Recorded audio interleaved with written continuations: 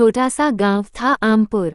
जैसा कि नाम से जाहिर है, ये गांव आम के बागों के लिए मशहूर था। यहाँ की मिट्टी में खासियत थी, हर पेड़ लहलहाता, आम के बागानों से खुशबू आती और गर्मियों में ये गांव आम का मेला बन जाता। लेकिन वक्त की मार ऐसी पड़ी कि धीरे धीरे बाग उजड़ने लगे। बारिश कम होने लगी, किसानों की मेहनत बेकार जाने लगी। आमपुर अब आमों के लिए नहीं, गरीबी और पलायन के लिए जाना जाने लगा। इसी गांव में रहता था एक 60 वर्षीय किसान हरिचरण बाबू। गांव में सब उन्हें बाबा जी कहते थे। उनके पास भी एक पुराना बाग था, जिसमें सिर्फ एक ही आम का पेड़ बचा था, सूखा, बेबस और बंजर। ये पेड़ हरिचरण बाबू को उनके दादा से मिला था। कहते हैं, जब बाबा छोटे थे तो उस पेड़ के आमों से गांव में सबसे मीठी चटनी बनती थी। लेकिन पिछले 20 सालों से वह पेड़ सूखा खड़ा था। हरिचरण बाबू ने उसे कभी काटा नहीं। ये सिर्फ पेड़ नहीं, मेरी पहचान है, वो हमेशा कहते। उनका पोता नीलू अब 10 साल का हो गया था। वह दादा से रोज पूछता, दादाजी, ये पेड़ कभी आम देगा? हर बार जवाब वही होता, जब वक्त आएगा, देगा बेटा। एक रात हरिचरण बाबू पेड़ के नीचे बैठे थे। हवा में हल्की सरसराहट थी। अचानक उन्हें किसी की आहट महसूस हुई। सामने सफेद कपड़ों में एक वृद्ध साधु खड़े थे। हरिचरण, साधु बोले, तुमने इस पेड़ को कभी छोड़ा नहीं, अब वक्त है कि यह तुम्हारे विश्वास का फल दे। लेकिन याद रखना, इस पेड़ का आम हर किसी के लिए नहीं है। ये सिर्फ उसके लिए फलता है, जो सच्चे मन से किसी की मदद करे। हरिचरण बाबू कुछ कह पाते, तब तक साधु गायब हो चुके थे। सुबह नीलू दौड़ता हुआ आया, दादाजी, पेड़ पर पत्ते आ गए हैं। हरिचरण बाबू भागकर पहुंचे। सचमुच पेड़ पर हरे भरे पत्ते उगाए थे। टहनियां फिर से जी उठीं। अगले ही हफ्ते उस पर कोपलें आई, फिर बौर और फिर हरे आम, जो जल्दी ही पककर सुनहरे आम बन गए। ये आम अलग थे। एक आम में से इतनी मिठास निकलती कि लोगों की आंखें भर आतीं। पहले आम हरिचरण बाबू ने अपने पुराने नौकर बिरजू को दिया, जिसकी पत्नी बीमार थी। बिरजू ने जैसे ही आम का रस बीवी को पिलाया, उसकी हालत तेजी से सुधरने लगी। दूसरा आम एक गरीब महिला को मिला, जिसके बच्चे भूख से रो रहे थे। उन्होंने आम खाया और उन्हें दिन भर भूख नहीं लगी। शरीर में ऊर्जा लौट आई। धीरे धीरे यह बात फैलने लगी, हरिचरण बाबा का पेड़ जादुई आम देता है। जैसे ही बात बाहर फैली, शहर के व्यापारियों और नेताओं की नज़र इस पेड़ पर पड़ी। एक व्यापारी, मानिकलाल, आया और बोला, बाबा जी, ये आम हमें बेच दीजिए। एक आम के बदले 10,000 दूंगा। बाबा ने मुस्कराकर कहा, बेटा, ये आम बिकते नहीं, बांटे जाते हैं। व्यापारी ने चुपचाप रात में आम चुराने की कोशिश की, लेकिन जैसे ही उसने आम तोड़ा, उसकी हथेली जल गई। उस दिन से गांव के लोग और भी श्रद्धा से इस पेड़ की पूजा करने लगे। मैं पहले एक छोटे से गांव में रामू नाम का एक किसान रहता था। रामू एक ईमानदार और मेहनती व्यक्ति था, लेकिन उसकी किस्मत उससे हमेशा रूठी रहती थी। गांव के लोग उसे गरीब किसान कहकर बुलाते और उसका मजाक उड़ाते थे। उसका खेत बंजर था, फसलें उगती नहीं थीं और परिवार को भरपेट खाना मिलना भी मुश्किल हो जाता था। रामू की पत्नी गीता एक समझदार और सहयोगी महिला थी। वह रामू को हर मुश्किल में सांत्वना देती। उनका बेटा गोपाल, जो केवल 10 साल का था, पिता के साथ खेत पर काम करने में मदद करता था।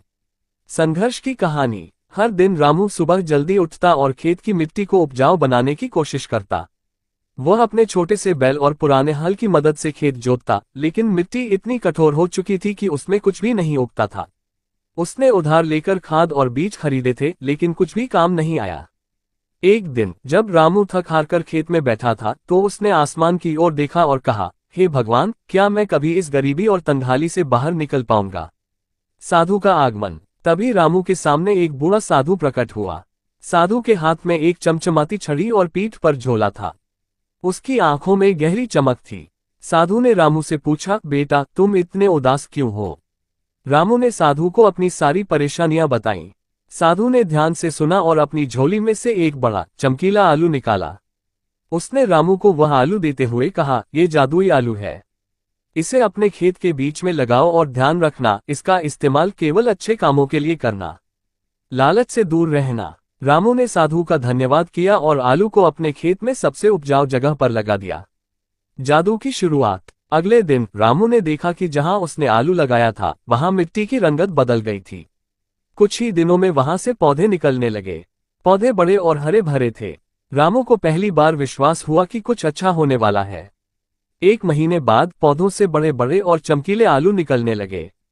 जब रामू ने उन आलूओं को पकाया और चखा तो उनका स्वाद इतना लाजवाब था कि उसने सोचा, ऐसे आलू मैंने पहले कभी नहीं खाए।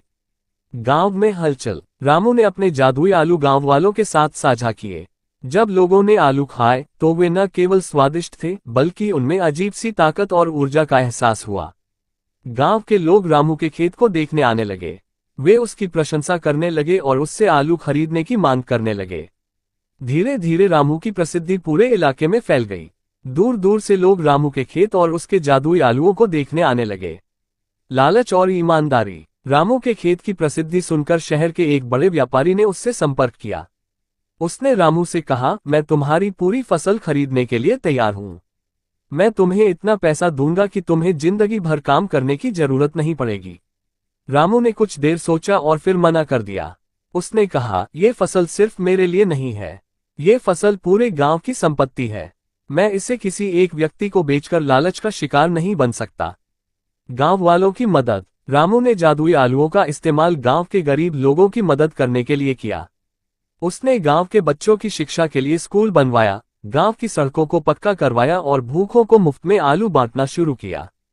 संकट का समय। रामू की सफलता से गांव के कुछ लोग जलने लगे। उनमें से एक था भोला, जो गांव का सबसे अमीर आदमी था। वह नहीं चाहता था कि रामू उससे ज्यादा प्रसिद्ध और शक्तिशाली बने।